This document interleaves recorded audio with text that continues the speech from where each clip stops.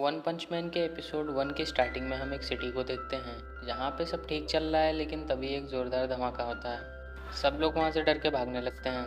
फिर उसी ब्लास्ट की जगह पे हम एक मॉन्स्टर को देखते हैं। वो मॉन्स्टर हर जगह तबाही मचाने लगता है। अगले ही सीन में हमें एक हेडक्वार्टर दिखाया जाता है जहाँ पे कुछ लोग सिचुएशन को एनालाइज कर रहे होते हैं। उनमें से एक बंदा पूछता है कि हमारे पास कौन कौन मौजूद है, जिसके जवाब में एक लड़की बताती है कि हमें पता चला है कि लाइटनिंग मैक्स और स्माइल मैन उसे रोकने के लिए निकल चुके हैं। फिर अगले ही सीन में हम स्माइल मैन और लाइटनिंग मैक्स को ज़मीन पर पड़ा हुआ देखते हैं।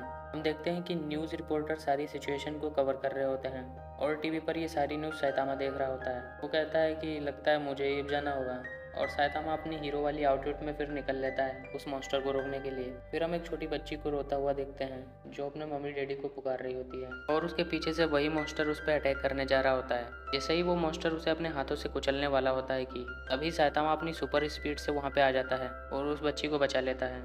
मॉन्स्टर ये देखकर कहता है कि तुम तेज हो, और पूछता है कौन हो तुम। सैतामा जवाब में कहता है कि बस एक बंदा जो फन के लिए हीरो है। ये सुनकर मॉन्स्टर बहुत ही गुस्से में आ जाता है। वो बताता है कि मैं पोल्यूशन से पैदा हुआ हूँ, मेरा नाम वैक्सीन मैन है, इंसानों ने इस पृथ्वी को बहुत नुकसान पहुँचाया है, और तुम कहते हो कि ये तुम फन के लिए करते हो, इसीलिए अब मैं तुम सबको ख़त्म कर दूंगा। वैक्सीन मैन अपनी बकवास किए ही जा रहा होता है कि सैतामा उसे एक पंच मार देता है और वैक्सीन मैन के चित्र उड़ जाते हैं। सैतामा ये देखकर बहुत उदास हो जाता है और कहने लगता है फिर से नहीं, ये सब खत्म करने के लिए सिर्फ एक पंच।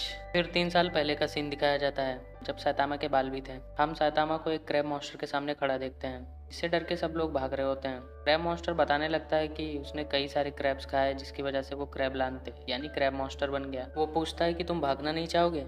सैतामा बताता है कि मैं जॉब की तलाश में हूँ, आज मेरा इंटरव्यू था, मैं फिर से रिजेक्ट हो गया, इसलिए मैं घर वापस जा रहा हूँ, और मैं बिल्कुल भी यहाँ से भागने के मूड में नहीं हूँ। तो बताओ क्या होगा अगर मैं यहाँ से नहीं भागूँ। क्रैबलांते कहता है कि तुम्हारी आंखें बिल्कुल लाइफलेस हैं मेरी तरह, इसलिए मैं तुम्हें इस बार जाने देता हूँ। वैसे भी मुझे एक बड़ी चिन वाले बच्चे की तलाश है, जब वो मुझे मिलेगा मैं उसके हाथ पैर तोड़ दूंगा। फिर सैतामा वहाँ से चला जाता है और मॉन्स्टर भी अपने रास्ते निकल लेता है। तभी रास्ते में सैतामा को बड़ी चिन वाला बच्चा मिल जाता है। वो उसको देख के सोचता है कि ये तो वही लड़का है, अगर ये पकड़ा गया तो फिर ये गया काम से। सैतामा उस बच्चे से पूछता है कि क्या तुमने एक क्रैब मॉन्स्टर के साथ कुछ शरारत की है। तो बच्चा बताता है कि हाँ, जब वो सो रहा था तब मैंने उसके ऊपर निपल्स बना दिए थे। सैतामा मन में सोचता है कि ये तो सच में वही लड़का है, इसे नहीं पता है कि इसने क्या किया है। फिर सैतामा उसकी मदद करने की सोचता है, लेकिन वो फिर सोचता है कि उसे इन सब चक्कर में नहीं पड़ना चाहिए और वहाँ से जाने लगता है। तभी क्रैब मॉन्स्टर आ जाता है और वो बच्चे पर अटैक कर देता है, लेकिन सैतामा उसे बचा लेता है। फिर क्रैब मॉन्स्टर सैतामा से पूछता है कि क्या बात है, अब तुम इस बच्चे को बचाओगे। सैतामा कहता है सच में तुम एक बच्चे को मारोगे एक छोटे से प्रैंक की वजह से।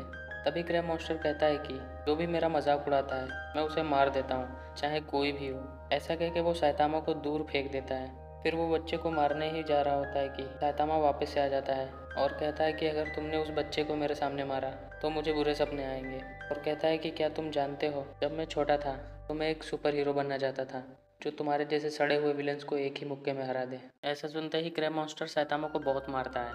फिर वो उसे जान से मारने ही जा रहा होता है कि सैतामा उसके ऊपर जंप कर देता है और उसकी आंख को अपनी टाई में फंसा के निकाल देता है, और इस तरह से क्रैब मॉन्स्टर का दी एंड हो जाता है। ये तो होती है 3 साल पहले की कहानी। प्रेजेंट में सैतामा तो सुपर मार्केट में क्रैब्स खरीद रहा होता है खाने के लिए। वो मन में ही कहने लगता है कि उसके बाद मैंने इतनी हार्ड ट्रेनिंग की कि मैं गंजा हो गया और इतना ताकतवर बन गया कि मुझे कोई हरा नहीं सकता। अब सैतामा पेमेंट करने के लिए पैसे निकाल रहा होता है, तभी एक बड़ा सा मॉन्स्टर आ जाता है और वो सब कुछ कुचलते हुए वहाँ से जा रहा होता है। उस मॉन्स्टर के कंधे पे एक साइंटिस्ट खड़ा होता है। वो बहुत खुश होता है। उसके हाथ में एक शीशी होती है जिसमें किसी तरह की दवाई होती है। वो कहता है कि मुझे नहीं पता था कि ये इतना अच्छा काम करे। फिर हमें पता चलता है कि मॉन्स्टर एक इंसान हुआ करता था जो दुनिया का सबसे ताकतवर इंसान बनना चाहता था, इसलिए उसके भाई यानी उस साइंटिस्ट ने उसे ये दवाई पिलाई थी जिससे वो इतना पावरफुल मॉन्स्टर बन गया। अब वो हर जगह तबाही मचा रहा है। उसका बड़ा भाई उससे पूछता है कि तुम्हें कैसा लग रहा है। तभी एक और से सैतामा पूछता है कि हाँ, कैसा लग रहा है तुम्हें स्ट्रॉन्गेस्ट बन के। उसका बड़ा भाई सैतामा को उसके दूसरे कंधे पर खड़ा देखकर उस मॉन्स्टर को बताता है कि तुम्हारे कंधे पे कोई खड़ा है, उसे मार दो। वो मॉन्स्टर गलती से उस साइंटिस्ट को ही मार देता है क्योंकि वो भी कंधे पे ही खड़ा होता है। जब उसे ये पता चलता है तो उसे बहुत गुस्सा आती है और फिर वो सैतामा को पकड़ के जमीन पे फेंक देता है। और उस पर घूसे बरसा देता है। वहाँ पे एक बड़ा सा गड्ढा हो जाता है। वो मॉन्स्टर अपने भाई की बॉडी की तरफ देखकर काफ़ी दुखी हो रहा होता है। तभी साइतामा जंप करके आता है और उसके मुंह पे एक पंच मारता है और उसका खेल खत्म कर देता है। फिर सीन चेंज होता है और हम साइतामा को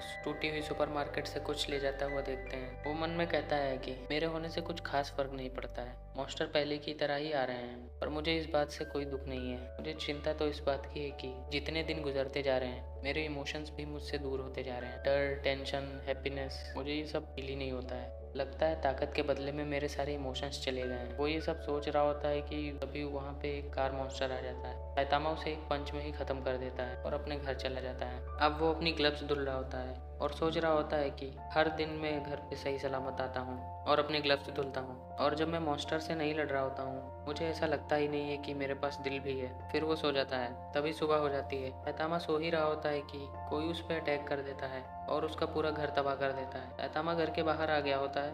तभी कोई उसके पंच करके उसे ब्रिज के नीचे फेंक देता है। हम देखते हैं कि साइतामा के सर से खून निकल रहा होता है। तभी वो मॉन्स्टर उसके सामने आके खड़ा हो जाता है। साइतामा उसे पूछता है कि तुम कौन हो। वो बताता है कि हम सबटेरेनियंस हैं। जैसे ही वो ये बात बोलता है उसके और भी साथी आने लगते हैं। फिर वो बताने लगता है कि हम हैं असली पृथ्वीवासी। हमने भी एक टाइम पे ओवर पॉपुलेशन झेली थी और अब हम देख रहे हैं कि इंसानों ने भी ओवर पॉपुलेशन कर दी है सरफेस पे, इसलिए हम इंसानों को खत्म करने आए हैं। हमने 70% ह्यूमंस को पहले ही खत्म कर दिया है।